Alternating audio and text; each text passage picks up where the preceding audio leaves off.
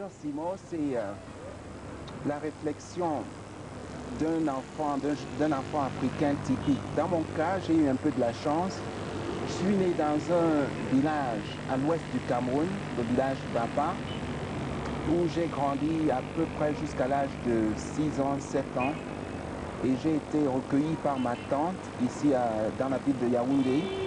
J'ai fréquenté l'école primaire à l'école principale de Koudou qui se trouve à quelques kilomètres d'ici, un peu par hasard parce que je n'avais vraiment pas une carte de naissance. Et d'après ce qu'on me raconte, j'utilisais le nom des élèves absents pour répondre présent. Et par mon travail, mes maîtres et mes maîtresses ont senti que je faisais un effort supplémentaire pour aller à l'école. Et ils m'ont en fait caché pour ne pas être renvoyé parce que je n'avais pas d'acte de naissance. C'est donc ainsi que j'ai fréquenté l'école primaire.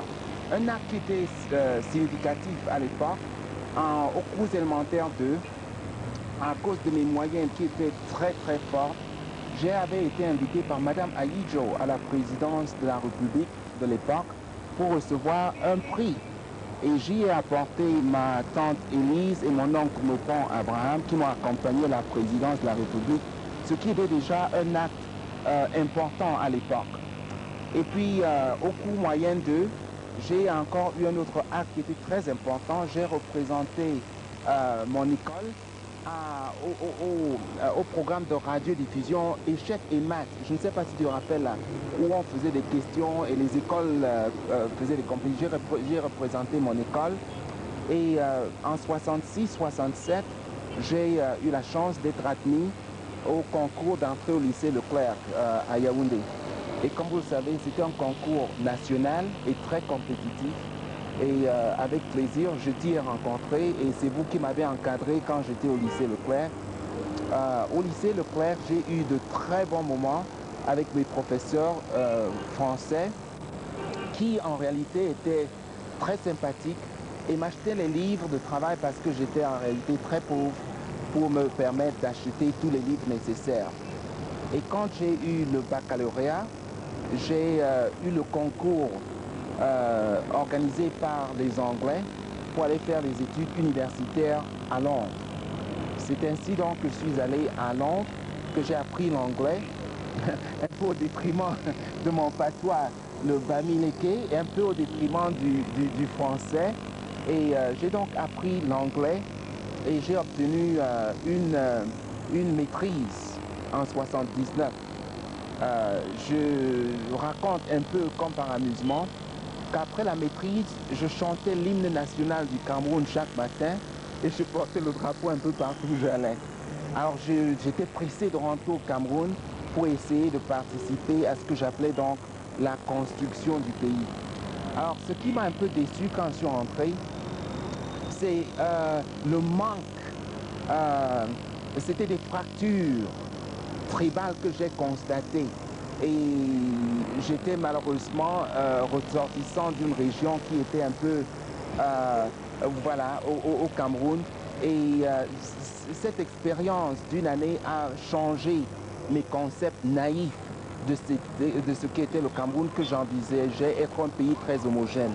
Entre ce temps, j'ai enseigné comme professeur à l'école supérieure des PTT, où j'ai formé un cadre qui maintenant dirige l'école ou bien la direction des PTT. Je suis donc rentré en Angleterre, invité par le ministère de la Défense britannique pour faire des recherches, pour assister le ministère de la Défense britannique. Et c'est ça qui m'a donc permis d'avoir mon doctorat en sciences. Après ce doctorat, les Américains ont vu les résultats des recherches que j'ai accomplies en Angleterre.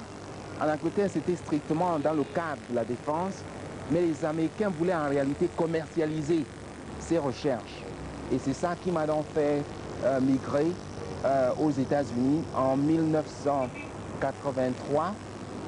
Je suis donc allé aux États-Unis pour assister à la commercialisation de ces recherches que j'ai développées en Angleterre.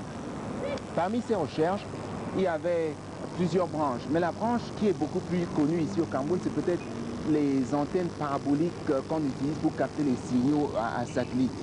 C'est-à-dire que ma contribution, c'était de ramener les stations terriennes comme Zamengwe aux dimensions individuelles, très portables.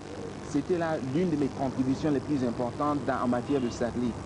Cette phase du travail m'a donc donné l'expérience nécessaire pour devenir professeur à l'université de George Washington, à Washington DC. Et j'ai enseigné pendant 3 ans dans un programme qu'ils appellent Continuing Engineering Education Program, où j'enseignais en réalité des professionnels et les officiers de l'armée de l'air, la marine, de l'armée de terre, pour se spécialiser dans les domaines de télécommunications par satellite. Ce travail donc a abouti à la définition du nouveau standard des technologies de l'information. C'est sur cette thèse qu'on a eu hier ici au Cameroun une conférence à l'école de PTT où je présentais la vision que l'Ouest et l'Amérique du Nord projettent pour la définition de la nouvelle société basée sur la gestion de l'information. Alors c'est dans cette nouvelle vague de pensée que je me suis développé, que j'ai évolué une compagnie depuis bientôt 15 ans. Et on assiste non seulement les grandes compagnies aux États-Unis comme Motorola, Bell Atlantic, Bell South, les compagnies de télécommunications aux États-Unis, nous les avons assistés à une phase ou une autre à acquérir l'expertise dans cette nouvelle technologie. Mais ce qui a été très important pour moi, c'est l'appréciation par des pays sud-américains et les pays de l'Est, de l'Asie, comme la Chine, le Japon, le Vietnam, le Singapour, Hong Kong, l'Inde, qui m'ont invité à plusieurs reprises à aller présenter ce genre de conférences à leurs experts pour qu'ils acquièrent ces connaissances de base. Et c'est peut-être ce voyage autour du monde qui m'a fait prendre conscience un peu qu'il se devait que je revienne au Cameroun parce que je sentais qu'il faisait soleil, pourtant j'avais froid, il faisait soleil parce que j'étais très bien respecté un peu partout dans le monde, il faisait froid parce que je me sentais toujours que j'avais une dette envers l'Afrique en réalité. Et c'est pour ça que j'ai contacté les autorités de l'ambassade au Cameroun pour venir faire une conférence gratis au Cameroun. Malheureusement, les autorités n'ont pas suivi cette proposition dans le temps et je me suis proposé de venir dans mon village Bapa pour essayer d'encourager la jeunesse bapanaise de se permettre de rêver, parce que ce sont les rêves qui deviennent la réalité, c'est pas la réalité qui devient le rêve.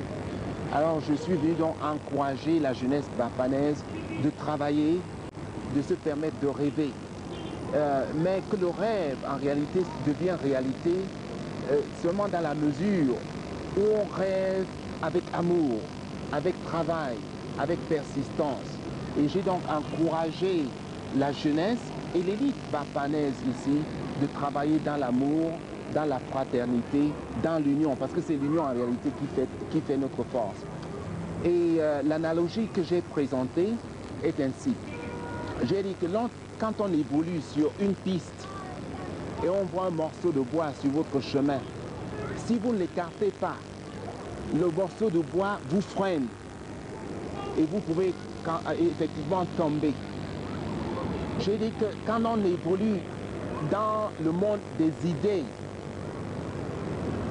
le mauvais cœur, la rancune, les mauvaises pensées, c'est comme le morceau de bois sur votre chemin. Il faut sortir du cœur les rancunes, avancer avec amour, avec travail, avec solidarité. Et ça va effacer, écarter de votre chemin des idées afin que vous avanciez rapidement. C'est en fait ce que je suis venu essayer de prêcher au sein des nôtres, en commençant par ma propre famille et puis mon village, tous les étudiants de mon village Bapa, ainsi qu'à l'élite. C'est effectivement le message que je lance à l'élite. Voilà en gros l'image que je me donne à moi-même. Une question subsidiaire, quelle est votre notoriété aux États-Unis là-dessus? Ce que je fais aux États-Unis, j'ai beaucoup eu de chance d'être reconnu, non seulement aux États-Unis, mais aussi dans le monde, dans mon secteur d'activité.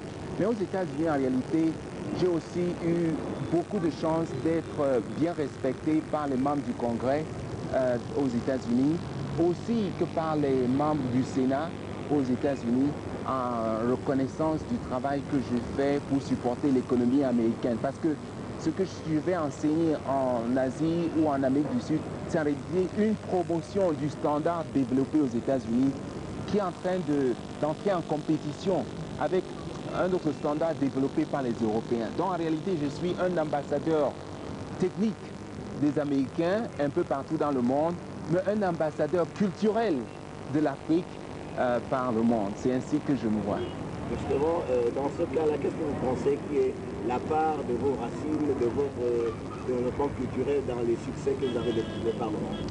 Non, je pense que l'Afrique, pour moi, m'a donné des racines, m'a donné la fondation sur laquelle je me base pour essayer d'édifier un gratte-ciel.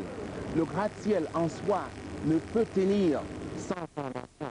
Alors je pense que l'Afrique m'a donné ses valeurs morales. J'ai toujours dit que lorsque je grandissais, je vous ai dit que je ne pouvais pas me permettre d'acheter des livres. Nous n'avions pas de quoi manger. J'allais en classe à pied. Je dis aux gens en anglais, je ne sais pas si je peux bien traduire en français, mais je dirais qu'on était toujours foirés, mais on n'était jamais pauvres. On était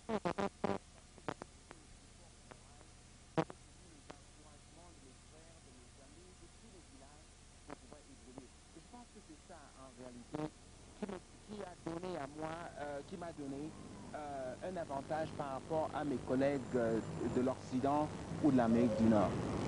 Merci. Je vous remercie énormément.